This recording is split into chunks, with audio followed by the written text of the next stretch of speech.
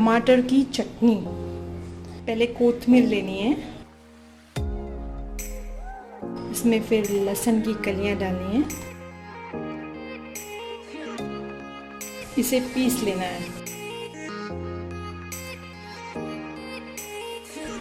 ये पीस चुका है। टमाटर लेना है, ऐसी जाली में इसे रख के सेकना है।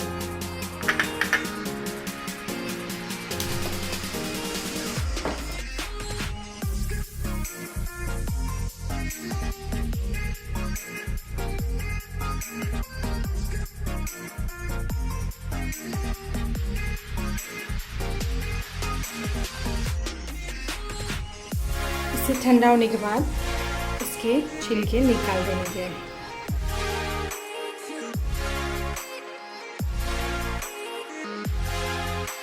टमाटर इज नाउ रेडी। इसके 2 टुकड़े करके नमक स्वाद अनुसार, जीरा 1 आधी चम्मच, इसे ग्राइंड करना है।